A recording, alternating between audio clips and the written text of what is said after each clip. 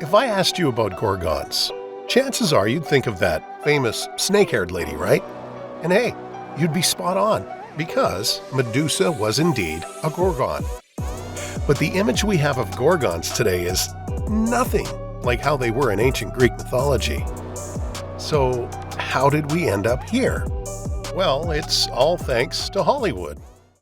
Back in 1981, the original Clash of the Titans movie showed Medusa as this terrifying snake lady, and people loved it.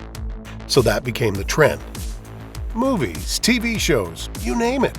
They all showed Medusa and her Gorgon sisters as these snake-haired creatures with snake bodies. Even the god of war games hopped on that bandwagon. But the Greek Gorgons were way different.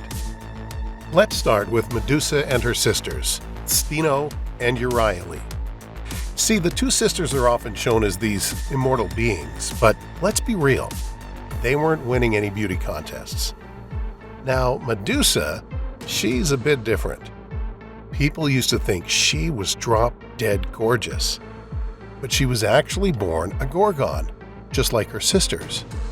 The idea that Medusa was some stunning beauty only really caught on around 490 BC, when poets started painting her as this fair-cheeked maiden. But hey, let's not forget where Gorgons came from in the first place. Originally, they were described as these winged demons with tusks and talons and that iconic snake hair. And they weren't exactly fans of men, which might make them sound a bit like modern-day feminists, but trust me, Gorgons have way more depth to them than that. For the ancient Greeks, Gorgas basically meant grim and dreadful. But where did these creepy winged creatures come from? Well, it's kind of like a mystery in Greek mythology land. Some say they were the offspring of Phorcys and Ceto, these ancient sea gods known for churning out all sorts of monstrous children. And honestly, it's not too surprising that they were considered the Gorgons' parents. Another interesting take suggests that they might have been the children of Phorcys and Gorgo, the daughter of Helios. Now, Gorgo herself got zapped by Zeus right at the start of the Titan War. Tough break. There's even talk of an elder Gorgon, a primal one, who rocked up looking like a mix of man and woman, making it hard to pin down its true gender. We don't know much about this original Gorgon, but it's clear that Medusa and her sisters weren't the first of their kind. Some historians think that the stories of snake ladies might have originated from northern Africa, specifically Libya, home to the legendary queen-turned-monster, Lamia. So, the Gorgon we think of today? Probably more like Lamia than the original Greek version. Now, if you're curious about Medusa's sisters, Stheno and Euryale, well, there's not a whole lot to go on. Stheno's the big sis, known for her strong and forceful nature. She's got these red snakes chilling on her head, which is pretty much her only standout feature. As for Euryale, she's more of a mystery, not defining physical traits, but boy, could she let out a scream that sends shivers down your spine, especially when her sister Medusa met her unfortunate end. Alright, let's talk about Medusa. She's the most popular among the Gorgons, you know. Her name itself means to protect and to rule over, so people used to think of her as the queen bee. And get this, some versions say she started out as a regular human, just doing her thing as a priestess for Athena.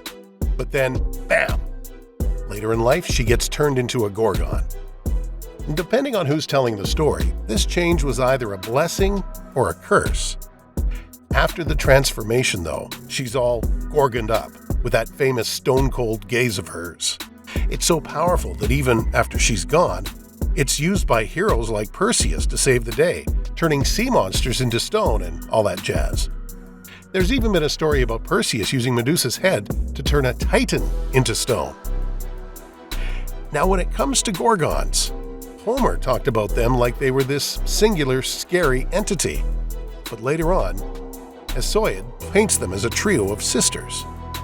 And if we rewind way back, the earliest tales of Gorgons have them as these fierce protectors of the oracles. They weren't called Gorgons back then, more like serpents, but they still had that stone-cold vibe. guarding the oracle's turf from any troublemakers. Now, let's talk about their powers. These ladies had a gaze so terrifying it could turn you to stone. Pretty intense, huh? It's a common theme in myths and legends, from basilisks to Norse elves, and of course, Medusa and her crew. Some experts even think Medusa's power only kicked in after she died. Homer drops a hint about her in the Odyssey, talking about some awful monster's grisly head. And scholars like Jane Ellen Harrison reckon the Gorgon was more about instilling fear than being scary herself. Now here's where things get really fascinating. Even in death, Medusa's head became a symbol of protection and healing. Back in ancient Greece, folks crafted special amulets called Gorgonions, basically faces of Gorgons to keep bad vibes at bay. These things were like shields against harmful intentions, evil vibes, and just general bad luck. And get this, they even slapped Medusa's mug on Athena's shield, the Aegis, for extra protection. Legend has it that both Athena and Zeus were big fans of rocking these protective amulets themselves. Now, before poet Pindar came along, Gorgonions were always shown as kinda ugly with tusks and a creepy tongue, and a gaze that dared anyone to stare back. But around the 5th century BC, people's attitudes started to change. Gorgons on shields, vases, and jewelry started to look less like nightmares and more like, well, normal people. Sort of. They ditched the tusks, and the snake hair became more of a stylish do than a tangled mess. One standout piece from this time is the Medusa Rhodanini, where we see a Gorgon looking more like a gorgeous lady than a scary beast. It's wild to think how Gorgons, especially Medusa, went from being monsters to beautiful women. And now they're somewhere in between, still monstrous, but with a strange allure. And if you're finding this journey through Gorgons as intriguing as we did, don't forget to give this video a thumbs up and hit that subscribe button for more captivating tales like these. You know, when it comes to understanding the role of Gorgons in Greek mythology, it's like trying to solve a puzzle with missing pieces. The earliest stories are pretty vague, but they mention Gorgons as these guardians of the oracles. Later on, we see this idea reflected in stuff like protective amulets with Gorgon heads on them. Now here's the thing. Even though the word Gorgon used to strike fear into people's hearts, these creatures weren't necessarily evil. Kinda like the Harpies or the Erinyes, they were more about keeping order than causing chaos. But then, along came movies and stories that painted Medusa as this big, bad villain. And you know what happened next? The image of Gorgon shifted from these almost human figures to these seductive snake ladies. But if you want to learn more about what happened with Perseus and Medusa, check out this next video.